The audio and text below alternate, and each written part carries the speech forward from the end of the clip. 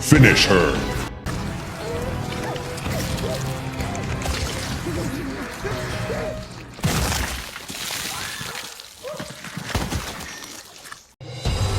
Butcher wins. Fatality. Oh, it finally happened. Billy Butcher is officially going the comic book route, and it's pretty much confirmed he's going to be the final villain of The Boys. And he's got Venom powers now, so, that's pretty cool. I mean, it's cool, but it's also just tragic, man. Literally became the very thing he swore to destroy. A full-on soup waging war against every other soup on Earth is literally wild. I mean, it makes sense. The show has actively shown that Butcher and Homelander are essentially two sides of the same coin. Homelander's complete and utter disregard for humanity, and Butcher's outright hatred for the soup population. But it don't change what you are.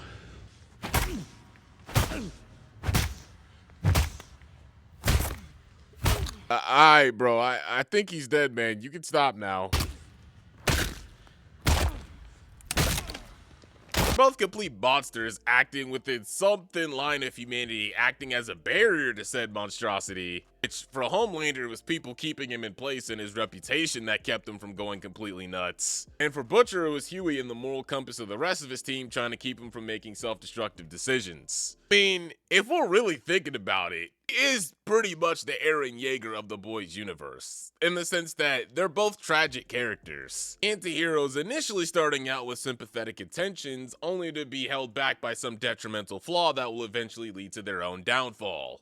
Eren, he was doomed by his eternal path of destruction of freedom, which ultimately led to him going completely insane, to the point where he thought he had to kill off an entire world of innocent people to be free. With Butcher, his destructive path to Homelander is not only detrimental to literally everyone around him, also it's just like he has so much rage built up from all the shit he's experienced. Like the horrific abuse he had to endure from his father, which led to the death of his little brother. Like, all of that pent-up rage is still there. It's not just gonna be let out on Homelander. Hell no, y'all really think that shit's gonna stop there?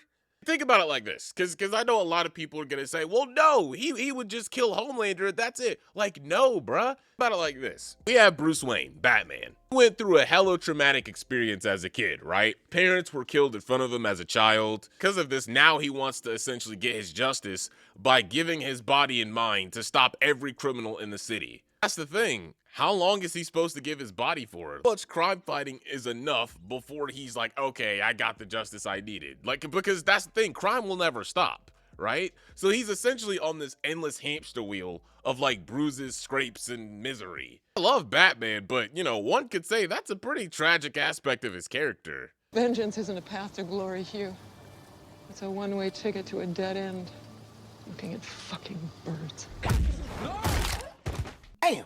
Difference between Batman and Butcher is at least Batman is doing it for the sake of justice, and he's only going after people who are actively committing crimes. Butcher is doing this for the sake of revenge, and he doesn't just have a disdain for soups that are just doing awful shit. He has a disdain for all soups. I mean, Homelander R-worded his wife, like, that's terrible, and he should be held accountable. That's exactly the thing. We're in a world where soups don't really get held accountable. Even more so now that Homelander's taken over, which kind of forces the boys to be just as awful as the bad guys if they want to get shit done. Like the rest of the boys who, MM, Huey, Starlight, they clearly have a disdain for doing immoral things. Like, that's clearly a last resort. A Butcher?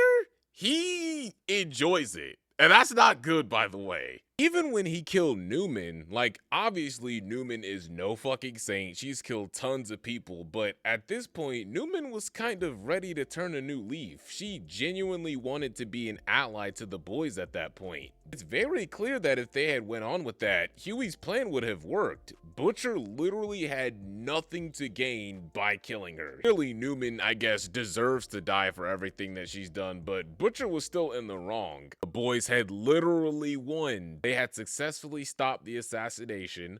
Homelander was in shambles, and they had pretty much the second most powerful soup on their team. Not to mention, she could literally testify against Homelander since she was working with him. They literally had all the pieces in place, and literally, just like that, Butcher let his emotions get in the way and ruined everything. He literally killed their most important asset out of spite and screwed the entire team over in the process. He doesn't even really care about Annie and Kimiko. He knows that they're good soups and everything. He's willing to use them because, you know, they're somewhat useful to his cause, which is taking out Homelander.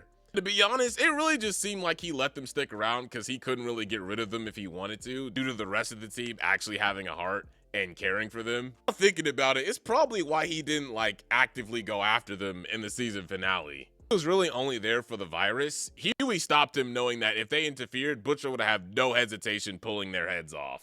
It's entertaining to watch, to say the least, but the writers make it clear it's not really something you're supposed to be rooting for. He has his moments, like, you know, when he's bonding with Starlight over Huey in season 2, or playing hide the compound V with Queen Maeve in season 3. Like, I remember a time where Butcher wouldn't even fucking do that. He wouldn't even fucking touch a soup. Nonetheless, fucking have sex with one. And of course, there's the internal conflict he faced in the latest season of whether pursuing his darkest desires was genuinely something he wanted to continue doing or not. And we know that there's at least something in him that kind of wants to try something different. Like, he at least tries to make amends with Ryan despite knowing how much he's involved with Homelander at this point. But again, at the end of the day, he chose yes. He wants to keep going. He wants to keep moving forward. He wants to be a monster. Yes, Mallory was a fucking dumbass for spilling all that shit to Ryan about Homelander. Yes, she fucked up.